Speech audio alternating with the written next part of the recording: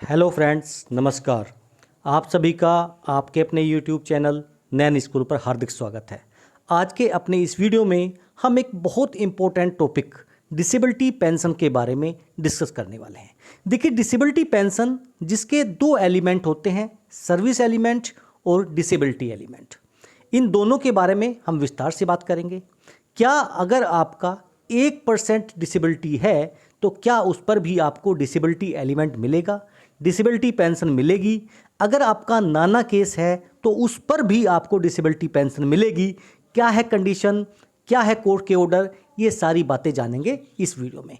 क्या आपको सही पेंशन मिल रही है, सही डिसेबिलिटी पेंशन मिल रही है आपको OROP टेबल के हिसाब से?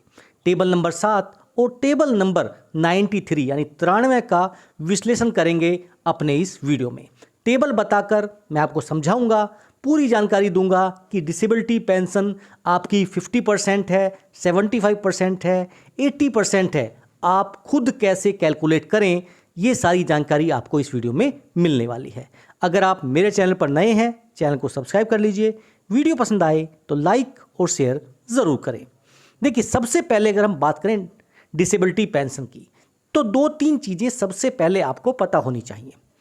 जब भी आपकी RMB होती है, रिलीज मेडिकल बोर्ड, तो उसमें 2-3, अगर आप नॉर्मल रिटायरीज़ हैं, यानी आप अपना सर्विस का जो टर्म ऑफ एंगेजमेंट है वो पूरी तरह से करके एज ए LMC बाहर आते हैं, तो देखिए उसके लिए कंडीशन है कि आप एट्रीब्यूटेड टू या एग्रेवेटेड टू, यानी ये कंडीशन आपके मिलिट्री की वजह से ये बीमारी आपको होनी चाहिए जिसमें आप LMC हैं। यानी अगर आपका एग्रेवेटेड या एट्रीब्यूटेड नहीं है तो आपको डिसेबिलिटी पेंशन नहीं देते हैं, जो पहला फर्स्ट क्राइटेरिया है। अब नाना केस में भी देखिए डिसेबिलिटी पेंशन मिलती है, वो मैं आगे आपको बताऊंगा। दूसरी कंडीशन होती है कि 20% से कम अगर डिसेबिलिटी दी है तो भी देखिए डिसेबिलिटी पेंशन नहीं दी जाती है। ये नॉर्मल रिटायरीज के लिए है। लेकिन अगर कोई इनवैलिड आउट हुआ है, उसको घर भेजा गया है, उसका टर्म ऑफ एंगेजमेंट पूरा करे बिना, तो देखिए अगर उसकी डिसेबिलिटी 1% भी है तो भी उसको डिसेबिलिटी पेंशन मिलती है। क्या है क्राइटेरिया? और तीसरी बात यहां पर जानने की है, ब्रॉड बैंडिंग केस। जी हां, देखिए अगर आप नॉर्मल रिटायरीज हैं और आपकी जो डिसेबिलिटी है वो 20% से लेके 49% तक है, तो आपको जो डिसेबिलिटी एलिमेंट या डिसेबिलिटी पेंशन मिलेगी वो देखिए 50% मिलेगी। अगर 50 से लेके 74% है तो 75% मिलेगी, और 75 से लेके 100 है तो 100% डिसेबिलिटी पेंशन मिलेगी। यहाँ पर बहुत से पेंशनर्स का ये सवाल रहता है कि अगर हमारी पेंशन 20,000 रुपये है, जो हमें सर्विस पेंशन मिल रही है, तो अगर हमारी डिसेबिलिटी यहाँ पर 50% है तो हमें 10,000 रुपये जो है यहाँ पर डिसेबिलिटी पेंशन मिलनी चाहिए, क्योंकि 50% है। लेकिन इसका एक फॉर्मूला होता है, ये यहाँ पर ऐसे नहीं होता है। वो मैं आपको आगे बताऊंगा कि कितनी मिलेगी और क्यों मिलेगी। अब आगे खुद आप भी अपने आप चेक कर सकते हैं। वहीं अगर इनवैलिड आउट केस है तो देखिए जो पहली कंडीशन है उसमें बदलाव है। यहाँ पर 1 से लेके 49% तक 50% है, उसके बाद 50 से 74 तक 75%, 75 से लेके 100% अगर है तो 100% यहाँ पर डिसेबिलिटी पेंशन आपको दी जाएगी।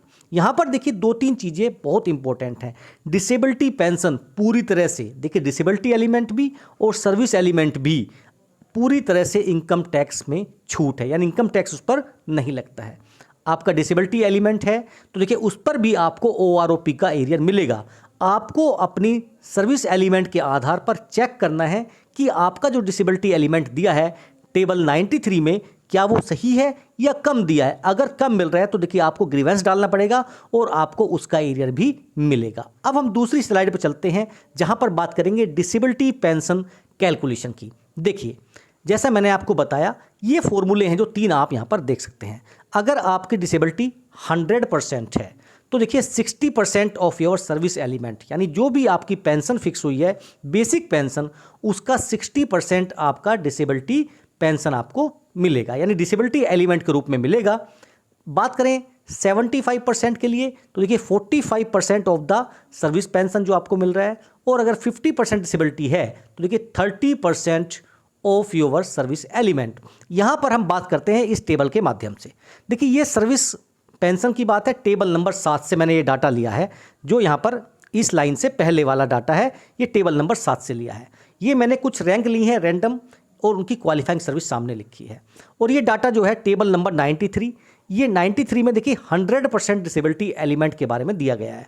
उसके बाद में देखिए हमने इसको पूरा मैच किया है, आप भी इसको चाहें तो मैच कर सकते हैं। 75% पे भी हमने 45% वाला फॉर्मूला लगाया है और 50% पे 30% वाला फॉर्मूला लगाया है। तो ये पेंशन तब जाके बनी है। देखिए अगर सिपाही 17 साल का सर्विस करके आए हैं तो देखिए उनकी जो सर्विस पेंशन है 18,807 रुपये है एज पर OROP2 टेबल। तो 100% जो डिसेबिलिटी होगी उनकी पेंशन एलिमेंट वो होगा 60% ऑफ 18,807 रुपये। तो इस 60% बैठता है 11,284 रुपये 50 पैसे, यानी 285 रुपये आप इसको राउंड ऑफ में कर लेते हैं। अगर वहीं देखिए 50% डिसेबिलिटी है तो इसका आधा कर लीजिए यहाँ पर 5,642। ऐसे नायक 10 साल, देखिए नायक 10 साल मैंने क्यों लिया है, क्योंकि ये सर्विस पूरी नहीं की, इनवैलिड आउट केसेस हैं। तो इनको कितना मिलेगा 17,569 रुपये जो है इनका बेसिक पेंशन है। और अगर डिसेबिलिटी पेंशन 100% है डिसेबिलिटी एलिमेंट तो 10,542 और 50% है तो 5,271। लेकिन अगर 75% है, देखिए 75% कैसे मानेगा ये मैं आपको लास्ट वाले स्लाइड में बता चुका हूँ। 75%, 50 से लेकर 74% तक 75% माना जाता है। हवलदार 24 ईयर्स में 22,257 इनकी पेंशन है।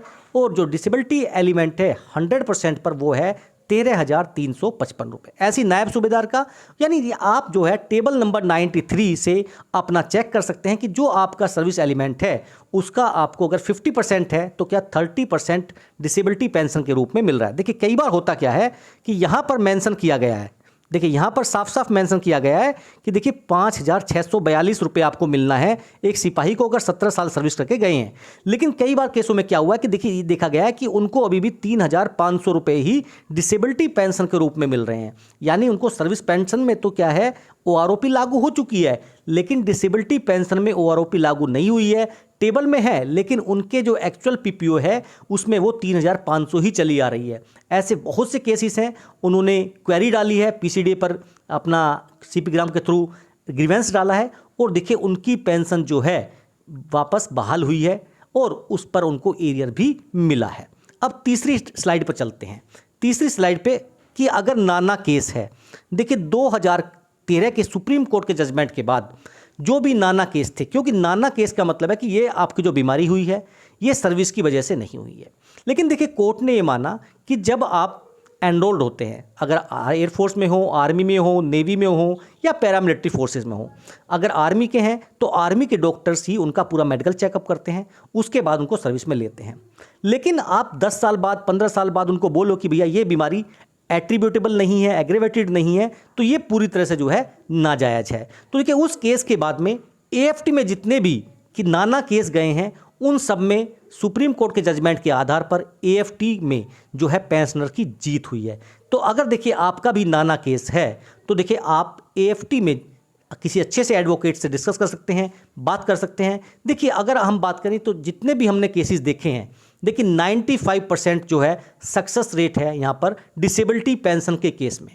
आप किसी भी AFT के जजमेंट्स उठा के लिख लीजिए, उसके जो मैक्सिमम जजमेंट्स हैं वो नाना केस में आपको दिखेंगे यहाँ पर पेंशनर के पक्ष में ही रहे हैं। तो देखिए अगर आपका नाना केस है तो भी आपको डिसेबिलिटी पेंशन जो है मिलेगी, ये कहता है सुप्रीम कोर्ट का जजमेंट। तो ये सारी बातें थी डिसेबिलिटी पेंशन को लेकर। अगर आपका अभी भी कोई इससे जुड़ा हुआ कोई सवाल है, कोई परेशानी है तो आप मुझे कमेंट कर सकते हैं। आप मेरे टेलीग्राम चैनल नैन स्कूल को फॉलो कर सकते हैं, जहां से आप ये सारी PDF, ये सारी जानकारी ले सकते हैं और मुझसे अपने सवाल जो हैं डायरेक्ट भी पूछ सकते हैं। क्योंकि देखिए बहुत बड़ी बड़ी जो PDF होती हैं वो मैं आपको लिंक के थ्रू नहीं भेज सकता। तो देखिए मैं अपने टेलीग्राम चैनल पर वो सारी चीज़ें जो है प्रोवाइड करा देता हूँ। फिर मिलेंगे आपसे ऐसी ही अच्छी जानकारी के साथ, तब तक के लिए जय हिंद, जय भारत।